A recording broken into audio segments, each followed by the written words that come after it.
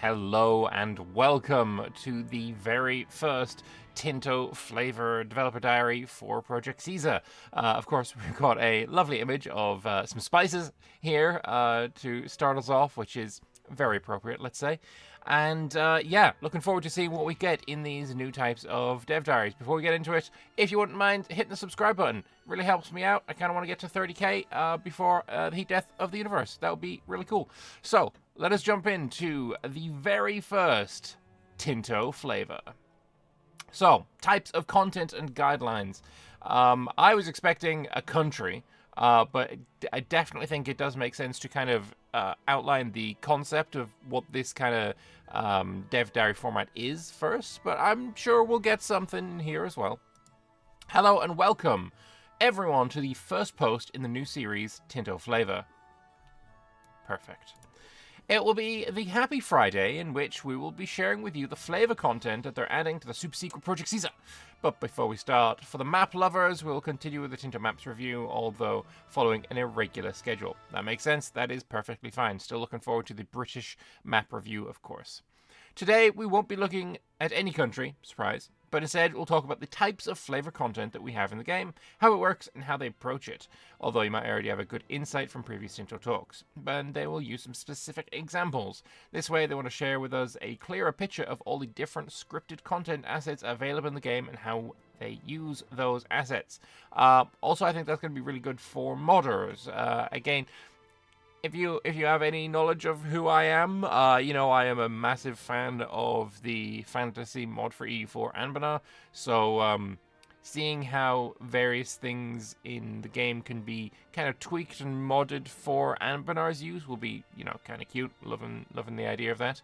So let's start by looking at a list with all the different elements, and then we'll be talking about them individually. So, international organizations, situations, disasters, events, gov reforms, laws and policies, estates privileges, advances, parliament, agendas and issues, there's works of art, characters and artists, new characters and artists, character traits, interactions, air selections, they've got buildings, units, ships, cabinet actions, diplomatic features, peace, treaties and casus bellis, subject types, subject interactions, and religious features. And that is, in fact, quite a lot. Makes for a very varied menu in which they can pick the different elements that fit better for the content for each country or region, making it diverse enough. They'll be linking each flavor asset to its related Tinto talks, so they can get a clearer overview of how they work and also how it's coming together towards making all the different features part of a cohesive game system. So let's start by checking them. Okay, that's really cool. So basically, what this is say there are, pretend that they go country by country, say, okay, now it's time to do the flavor for Austria.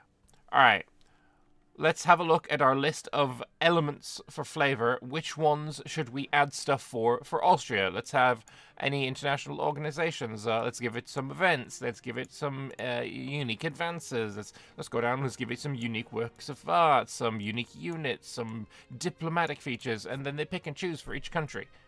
Which ones here fit. I mean, I'm certain that not every single country gets every single one of these things. You know, not every single country is going to have works of art unique to them. Not every single country is going to have unique units or unique ships. I mean, Switzerland probably not going to get any unique ships.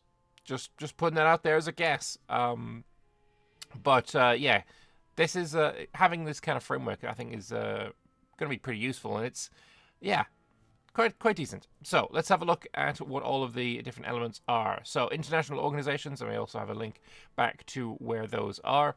There are plenty of international organizations, both unique and generic, that may appear through the game, either organically by some game mechanics or as scripted content. So here we have the Guelphs. This is the Guelphs versus Ghibellines, whether you support the Pope or you don't, although I always get the two mixed up, so I can't remember which one it is. Italian kind of situation thing going on. Oh, sorry, international organization, not situation, going on here. The leader gets prestige, all members get clergy estate satisfaction. I imagine then that the Guelphs are the pro-pope if the clergy are getting satisfaction. Anyway, but then you also have a list of the various members, and also I imagine these are links, or is it? These are clickable, let's say. I don't know if it's right to call them links, where you can click it and go to the country, I assume. Guelphs are the group of Italian states who align itself with the interests of the Papal States in Italy. Yeah, there we go. Italy is divided in 1337 into two rival IOs, pro-Papal Guelphs and the pro-Imperial Ghibellines, and I'm pronouncing that perfectly, don't even worry about it. Situations are content containers that allow narrative content to affect different countries at the same time. They usually have some actions that can either be performed in the situations panel or that are unlocked by the situation. For example, diplomatic or character-related actions may also trigger other types of content like events or disasters, like the Nan Boku Cho Jidai. Following the dismantling of the Kamakura shogunate and the restoration of the imperial rule under Yamato Go-Daigo Tenno, with the help of Shogun Ashikaga Takayuji, pronounced perfectly. In what is known as the Kenmu Restoration, the two former allies quickly turned to rivals. Yamato wanted to restore the supremacy of the imperial rule like it was in the Heian period, which earned him the discontent of many of the warrior class, including Shogun Ashikaga. The latter was pushed out from the capital and forced to flee to Kyushu, but was able to return to Kyoto in 1336 and seize it, so right before the game started, establishing a new Japanese shogunate under him and enthroning a new emperor. In January 1337, Yamato fled the capital and established his own court at Yoshino, starting the period known as the Nonbukucho Jidai, the northern and southern courts. So basically, this is the situation at the start of the game in Japan. Very useful to know that. It's a situation that will trigger in Japan in the first month of the game, dividing the country into two sides, one supporting Northern Court and the other supporting the Southern Court. And if we went to here, we'd be able to find a map of the Northern and Southern Courts, because that was shown, I believe. No, it wasn't. I think that was just in the Japanese Tinto maps. Anyway. Disasters are usually a negative type of content that impacts one country. In Project Caesar, they get a separate panel in the UI that can be used to interact with them, although we will show them in the future Tinto flavor. So, Crisis of the Yuan Dynasty, where Yuan will explode, giving it war exhaustion, monthly inflation, monthly rebel growth, and monthly celestial authority change. Nice. The heavens grow dark and grey, and we're at the cusp of losing divine favor. Internal and external pressure grows. Crumbling bureaucracy and agricultural failures have tipped the scale against us. The people no longer recognize us as the legitimate rulers of our dynasty. The crisis of the Chinese dynasty is a dynamic, unique disaster for China that can happen multiple times during a playthrough, to represent the fall and replacement of the imperial Chinese dynasties. Talk about the future in more depth in the Middle Kingdom I.O., and the content we have created for China and how all the assets interact with each other. Nice. On to events. Events are like the backbone of flavor in EU4. I'm expecting it to be somewhat similar here. If there weren't, I think when it comes to all of the different things that we have here, if events aren't like more than all of these put together, I would be surprised. Anyway, the Humble event is the most common type of content present in the game, and we already have thousands of events scripted and implemented. There are two types, as in other Paradox Grand Strategy games: random events and unique events.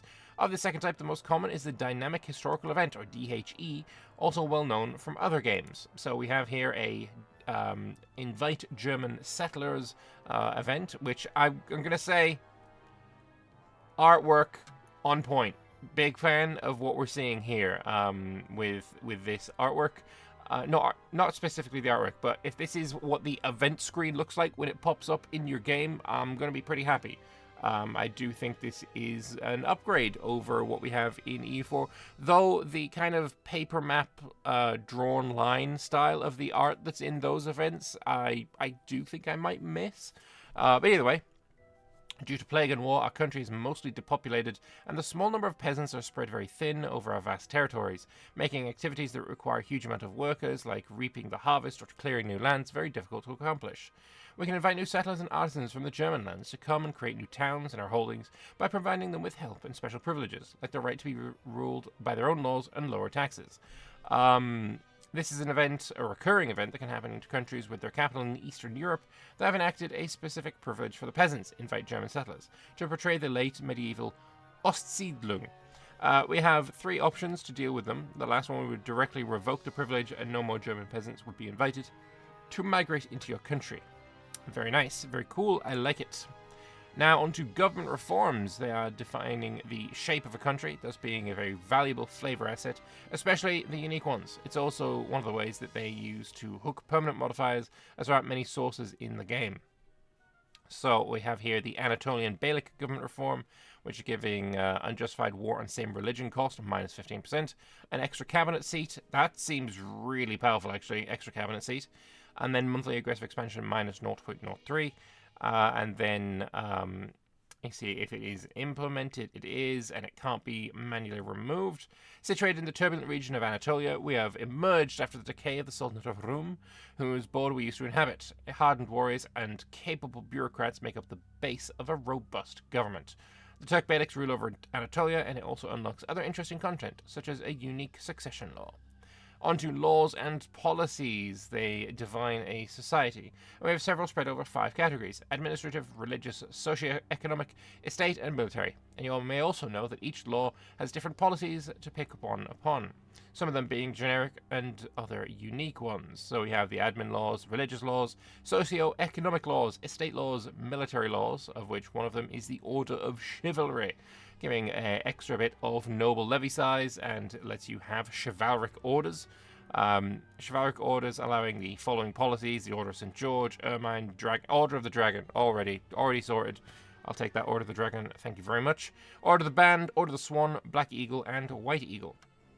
Rooted in the blend of religious and courtly traditions, this court embodies a legacy of knights dedicated to Christian ideals and charitable missions, originally founded to protect the Holy Land pilgrims and uphold vows of poverty, obedience, and chastity. These orders have transformed over time, honoring distinguished individuals and becoming a prestige symbol. Here you have a unique military law for European countries, the Order of Chivalry one. It always unlocks a unique policy, which is country-driven. So, for instance, we have here the Castilian Order of the Band, instituted by King Alfonso XI the Avenger in 1332. It's work-in-progress content, so they're obviously not all the chivalric orders that will be available, only the ones they've implemented so far. Okay, so I imagine then you don't really get to choose which one it'll be specific to your country. Order of the Dragon, I believe, isn't the Order of the Dragon in Hungary, if I recall correctly. Order of St. George, I don't know if that's in England yet, because obviously St. George is based on someone from the Anatolian area, and I'm not sure. I mean, Band is obviously in Castile. I don't know about the other ones, so maybe let me know in the comment section below if you wanna tell me about these various different chivalric orders. That'd be kind of cool. Estate privileges. There are several estate privileges that you can grant to the different estates. These might also interact with other forms of content, either being unlocked or unlocking them, which makes it key to select them wisely. So we have the Libro d'Oro estate privilege, giving monthly progress to aristocracy, and then negative pop promotion speed, which this feels, I mean, just from playing Imperator Rome a lot, pop promotion speed was a pretty important modifier. Minus 20% seems like a pretty painful one. The Great Council of Venice has many rules that decide who is worthy of becoming a member. The Libro d'Oro contains a list of the families that meet these requisites and can call themselves Patriziato of Venice. Nailed that pronunciation perfectly. The book was compiled in 1317, and only a great quantity of gold and influence can make changes to it. Revoking that privilege is 100 stability, by the way. It's, I think that is going to be influenced by the crown power that you have, if I remember correctly. The Libro d'Oro is a starting estate privilege for the Venetian Patriazzo nobility. It gives 5% estate satisfaction, and 10% estate power to the nobles, plus a couple of additional modifiers. It also triggers a recurring event that adds new noble dynasties to Venice, making nobles even happier at a certain monetary cost. It might be costly to get it revoked, though. Yeah, definitely seems costly. On to advances. These are basically your technologies. The Humble Advance is the second most common flavor content after the event. Plenty of unique advances, usually from 1 to 3 per age in those countries with the unique ones, plus specific regional advances, plus specific religious advances. So here we have for Mali, the Epic of Sundiata. This advance gives 10% extra army morale, and it is an advance that they start with, telling the legendary tale of its founder, Sundiata Keita. The Epic of Sundiata tells of the legendary campaign of Sendiata Keita, the founder of the Mali Empire and hero of our people. His stories passed from generation to generation has always been a great source of inspiration to our people. On to parliaments now. We have Parliament agendas and Parliament issues. As part of the mechanics for Parliament, we're getting agendas and issues. These can also be unique and adapted to the situations experienced by different countries. So here we have the Presbyterian Education Act as an example, giving progress to humanist and progress to free subjects, societal issues, I think they're called. If the debate passes, they unlock Presbyterian education policy, change societal values, that's the word I was looking for, by +2 towards innovative. They're currently 56% towards traditionalist, monthly 0.2 towards traditionalist, so basically getting to see which way it's going to push you as well. It also changes societal values towards free subjects from serfdom. If the debate fails, then it goes towards traditionalist and towards serfdom, and they'll lose 7 stability. They should establish a school in every parish of our country to further the education of our people. They shall be run by members of the church and paid by tax laid upon the landowners of our country. So the Presbyterian Education Act is a Parliament issue available for Scotland if they embrace the Calvinist religion. As you may see, it impacts the societal values of the country and also unlocks a new available unique policy for the education of the masses law. Onto works of art, and of course we had the Tinto talk in number 37 for that. And we saw quite a few unique works of art in that game as well. There are plenty of scripted works of art at the game start, and more from dynamic historical events, besides the randomly created ones, of course. This will make the game more immersive, as you'll be able to recognize a bunch of them, and will also have the effects described in the Tinto talk. So we have the example of the Tripitaka Codiana, which is a character, I guess a writer, the scripture types of work of art. It's a long-lasting impact on Korean culture and is marked by great condition, which gives more benefits than, let's say, an average work of art. I hope works of art don't, degrade over time, because I really hate that in Crusader Kings, where I have to keep repairing a sword that just sits on a wall. Very much, hopefully, that's not going to be that way. Alright, characters and artists. We have split into new characters and artists, character traits, interactions, and air selections. They have tons of historical characters, not only at game start, but also appearing throughout the gameplay with dynamic historical events. Besides that, character traits and interactions are completely scriptable, making it easier to add new types, as it happens with air selections. Thus, they have a bunch of unique ones. So we have a succession law here, partition inheritance.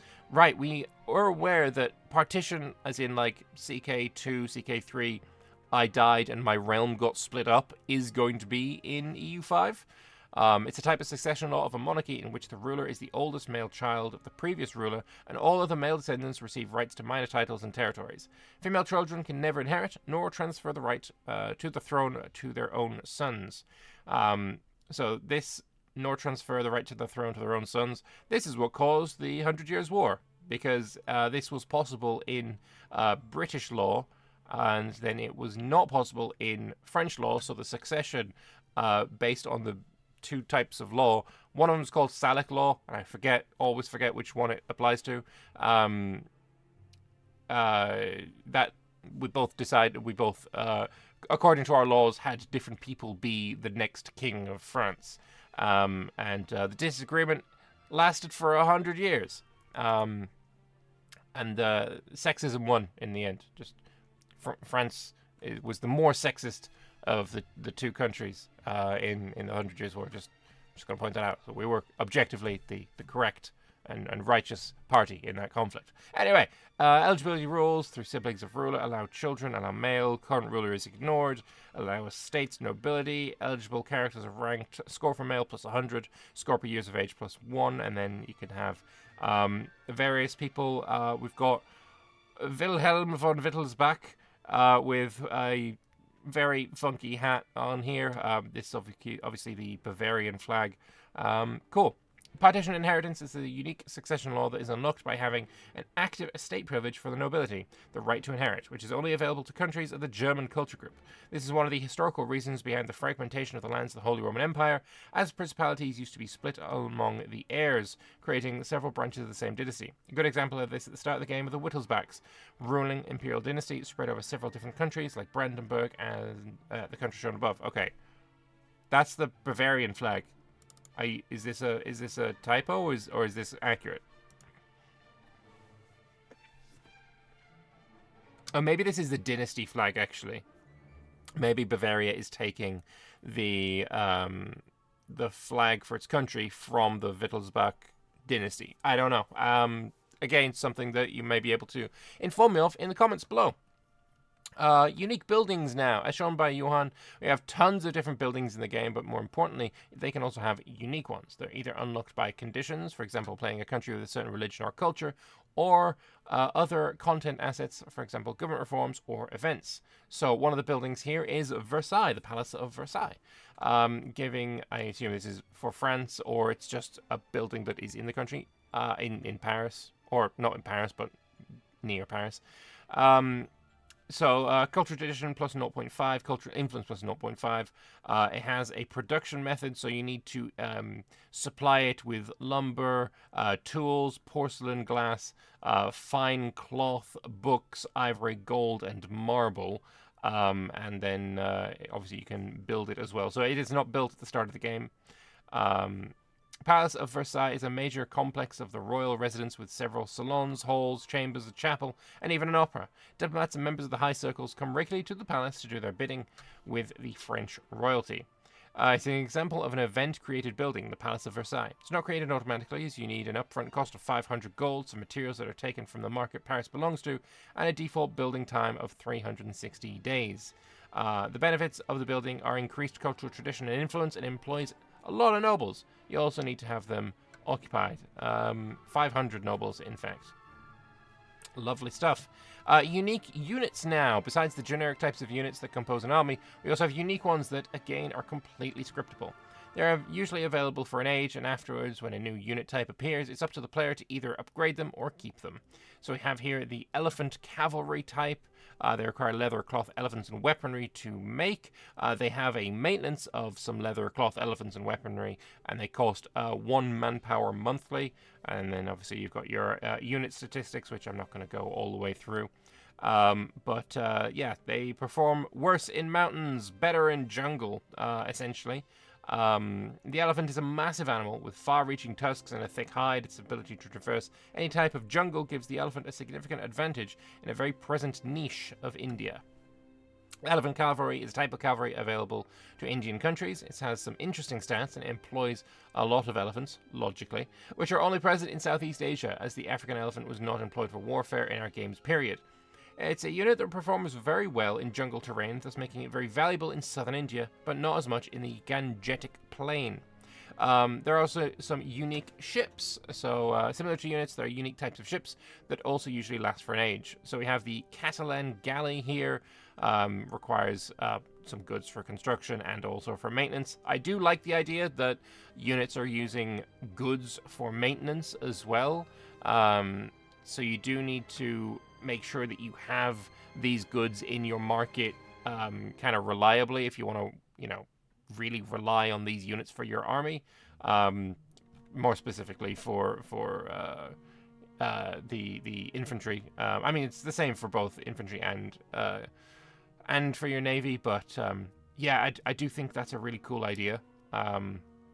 Whether this is going to be something that you really want to be min-maxing and managing your trade routes and your merchants to make sure you can hoard the weaponry, for example, we've yet to be seen. Look forward to the Tinto AARs, maybe, for that. An original invention of the Iberian Mediterranean coast, the Catalan galley dominated the western Mediterranean Sea in fierce competition with the Genoese galley for supremacy of the waves. You may have seen this ship before, but not its stats nor its flavor description. Nice, good stuff. On to cabinet actions now, from Tinto Talk 16. Certain countries may have unique cabinet actions for various reasons. It's not a feature that we use much, as we need to keep balance the available number of cabinet actions with the available number of cabinet positions, but in general this introduced an interesting trade-off, as you may usually not be able to use all the cabinet actions you may want at the same time, therefore having to prioritize which to perform. Yeah, it's something like 40 or so, I believe they said, cabinet actions that you can use. I think that includes the unique flavor ones for every country, so not everyone will get access to all of them. And when you have 2 cabinet members at the start of the game, 3 if you're in Anatolia, and by the end of the game you're only rocking about 10, then yeah, they're going to be a precious, precious resource. So here we have support new farms in the north or east. We're supporting Finnish and Swedish settlers in the north to colonize and populate the new lands. This is for Sweden. They have a unique cabinet action at the start of the game that helps the country to colonize the vast lands of its north and east, mostly inhabited by the Sami and Finnish societies of Pops. Moving on to diplomatic features, we have unique diplomatic actions, CBs, peace treaties, subject types, and subject interactions. All these diplomacy-related features are also scriptable, which means they can have a unique flavor for all of them, besides all the generic actions, which are also scripted ones. So one here we have is demand Samantha status, which I guess is a type of subject. Suggests if they become our Samantha, we'll protect them. Orissa will join Delhi's defensive wars always. Okay.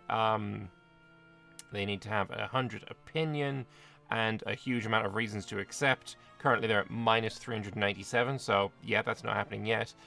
Strength, Diplo Rep, Strength versus Orissa, different religion, different culture, border distance, and many more besides. Here we have 2 unique features at once. The first is diplomatic action, demand Samantha status. As you can see, trying to perform it is Delhi against Orissa. The second is the Samantha itself, which is a type of subject unique to countries in the Indian culture groups. Okay, fair enough. Be nice if we knew what Samantha did, but they didn't show that one. Religious features now, a mix of hard-coded and scripted features. The second allows to add unique flavor to intersects, I suppose, specific countries with the religions they were historically worshipping. We'll talk more about the different religions in a future Tinto talks during the year. So here we have the Ibadi religion, which gives extra bit of population growth, and they have a view of Zaidi as kindred. Believed to be a descendant of Al-Khawarji, I don't know, pronounce that perfectly, whatever, who first were supporters of Ali ibn Abi Talib, but later rejected his arbitration. The Ibadi school distanced itself from the Al-Khawarij,